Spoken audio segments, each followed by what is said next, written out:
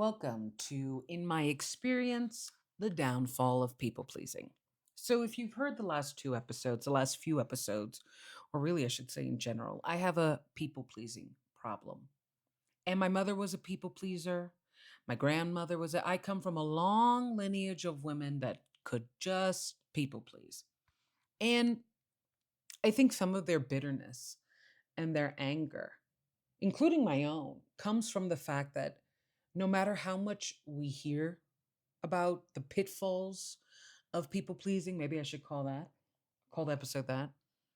Um, we just, it's like when it's in action, we don't see the potential doom. Like, I don't see pleasing someone, taking care of their pleasure, putting attention to their pleasure, noticing what is their pleasure as a potential of screwing me over. Because I really do see it as love. I mean, you pay attention when you love somebody. You pay attention what they like, what they dislike. You reveal what you like or dislike in hopes that if they love you, they will know that and you can trust that with them. That you can trust your pleasure with them. And yet, nope. Absolutely not. I can't say that's happened. It's nope, nope, nope. It just hasn't. I don't know. It's something I mentioned. It's like it's problematic, but is it a problem? Like, is it the chicken or the egg, right? The apple or the tree? No one has ever said that last one, but I'm saying it. Is it this kind of? Is it that this is the right formula that I have used with the wrong people? Like I will never think that noticing and being detailed in how you please someone or how they want to be pleased is a bad thing. But if you keep on pleasing the wrong people or thinking you can please everybody, that's the pitfall. And my grandmother and my mother did. They, I think one of the biggest frustrations I have had with my mother, and I think it's why we will never have the relationship I want, this deep, beautiful, enriching, equal relationship, is that my mother has and it could be a very esoteric, very Christian mentality of how you give to others is how you receive. The problem is no. You should give from your overflows. And overflows are not necessarily economic, they're emotional, they're mental. Like, if you can't handle depressed people because you're depressed, please do not become their guru. Do not become their person because you need a person. You actually need to be your person. And you're not a bad person for saying that you're in such a bad place with yourself. You cannot be making sure that everyone is good. There's nothing wrong with that. But even as I'm saying that, and maybe as a listener, you are thinking it too. It's like, ooh, that's bad. But what if they're hurting? And like, you gotta heal the hurt, but you're hurting. And I wonder sometimes if the arrogance is believing that despite feeling wounded, you forget your wounds just to heal the world. Or you kind of, one of the things that I think is a little bit arrogant of me is like, well, if I don't have that issue, right? There is this kind of comparing pain, comparing trauma, and kind of thinking that if I'm not in hell, it doesn't matter that I'm in like some overheated cave, right? Like, there is this feeling of, as long as if it's like judging people's problems and ignoring that you have your own, because they may not measure up, they may not be as bad, they may not be the same, but you still got them. And I've always felt with my mother that one of my biggest frustrations with her is that she was very, very giving, but resentful that no one gave to her.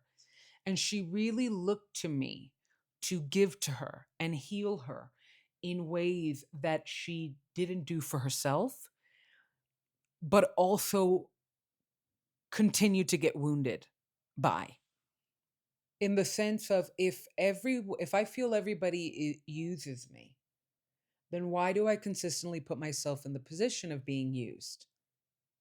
If I feel overwhelmed by how much I help people, but I have no one to call, then why am I helping?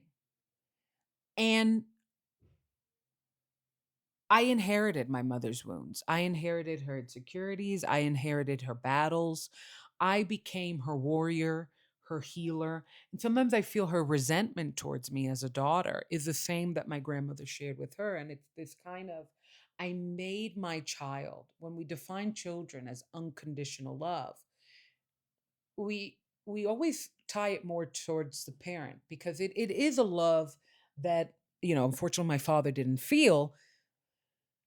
It's a love that is like, wow, like it is just breathless and beautiful, and you will do anything for that baby. That baby is redefining you in ways that are gorgeous and terrifying because you want to give them the best world, yet you don't even know if you're the best in your own world. What? They make you feel like God in a way that makes your humanity so freaking fragile. And I But the truth is, it's children that are unconditional. We are so ready to love you. Like we are so ready to be impressed and to believe you. And that's the tragedy of having an abusive father or abusive parent. Like we are so children are so pure, they are so freaking ready. Like they are just yes, one giant human embodiment of yes. Yes, I'm going to love you no matter what. Yes, I'm going to follow you. Yes, I'm going to believe in you. Yes, yes, yes, yes, yes. And there's something invigorating about that energy, but children grow. And if you keep on handing them your pain, they're going to grow painfully.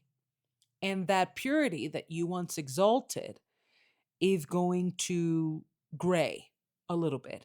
And you're going to judge it for graying while simultaneously saying you had no involvement in how it hued. And that's what I felt with my mom. Like she will always say, you used to be such a go getter. You need to go back to that. And she killed that a little bit. Her and my dad more so, but she did too. In this kind of, you know, if I didn't want to be made fun of, I was humorless and I was sensitive, but yet I was the funniest person to make her laugh. So that kind of weird dynamic of just my entire existence is only measured by how good or bad you feel about your life. And I don't exist beyond your life and how I've impacted it. And I don't necessarily know if that's true or if that's supposed to be. And that's what I'm kind of wondering because, cada cabeza es su mundo. Like it's this old Hector Lavoe quote, everybody is their own world. And when you join in any form of partnership, business, romantic, friendship, all partnerships, all relationships in some form are two people joining their worlds together or kind of saying, listen, I'm the main character, but you're joining me. And I was raised by women that all their relationships ended up decentering them from their own lives. They weren't the main character. They were the side character. And they resented that because the thing about being an empath is that you're probably going to attract a narcissist if you don't actually learn that empathy is a beautiful thing, especially when you have it and keep it for yourself, mainly or firstly. Empathy is a gorgeous thing, but there's a difference. You can be empathetic to everyone, but you don't have to have a relationship with everyone. You can have, I have found that my compassion for everybody really does protect me when it's time to move on. I don't have to take so seriously or so bigly, to use a Trump word, how I was rejected. It's not about me. It really was about them. And as I kind of did these last few episodes, I realized, and something I talk about my resentment and I talk about my regrets, particularly in being, maybe I have manic pixie girl syndrome because, like, for the first In the same way I am love bombed by these people, I also can be misleading too because I become the greatest person in their lives to lift them up and have no requirements or no no requirements, and even if I do, it's okay, we can ignore them, like, because one of my biggest battles is I grew up. The strange thing about my childhood is kind of what I was saying. Everybody said I was the funniest person, but if I didn't want to be made fun of, I was humorless and sensitive. Everybody said I was super, super, super, super smart and extremely mature for my age, but yet I was treated as silly and as dumb and ditzy. And there are moments in my life where I'm like, I don't think I'm ditzy. I really do think they were just douchey. Like, I don't, like, I'm trying to reassess what were actual flaws versus the images they had of me so that they could excuse why they didn't measure up, why they didn't want to show up for me, why they didn't want to treat me better. And that's really tricky to do, especially in terms of my relationship with my mom, because I have always felt my mother is the version of me that didn't heal, that didn't fight back, that didn't kind of get the bootstraps and say, F it, I'm going for what I want. If you don't want me to have what I want, you could go to hell. You should want hell. I feel like my mother is like a live action cautionary tale for me on the dangers of people pleasing. And it's hard for me to say that because I love my mom, but I don't necessarily love her as a mom. I love her as her first lawyer, as her first defense, as her first friend, as I love everything I had to do for her, all the pain she revealed to me and all the pain we went through together because she ignored her own pain. I love her almost as a human being, like just in this, as a human being that really, really, really needed love and really needed protection and made the mistake of thinking that her child could do that for her without giving it back. And that makes it hard for me to kind of judge her, even though she's judging me. And I think it's because my mother, for the irony of people pleasers is that they are working from a place of emptiness. I think I never thought of it as emptiness because when I'm falling for somebody, I just open up because I'm building faith that this love will be good and it will be magical and it will lead me places, especially safer places. But I also don't know safety, and I don't know safety in myself.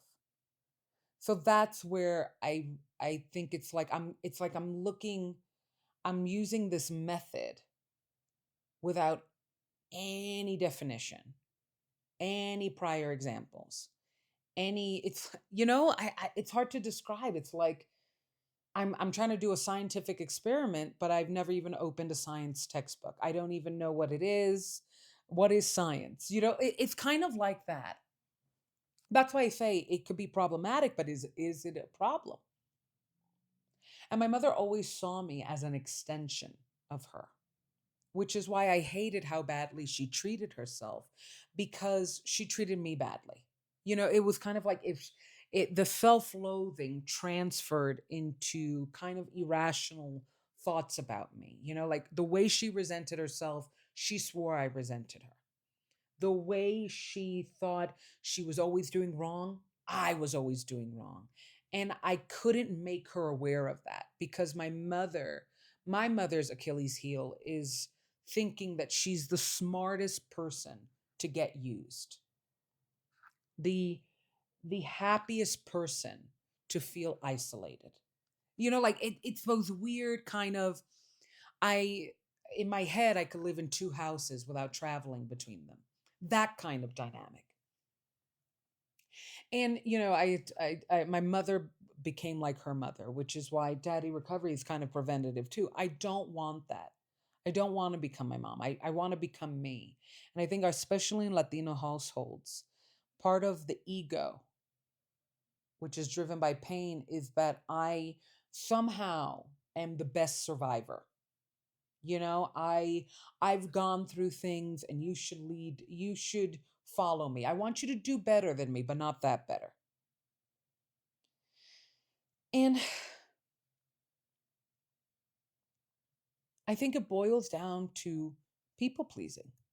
I really do. It's a long ride to the same point, but I think it boils down to this idea that you could people please someone into pleasing you without having ever experienced or observed the intimacy of pleasure with yourself in every way. I mean, that sounded way more sexual than what I had planned, but let's go with it. Emotional, mental, physical, like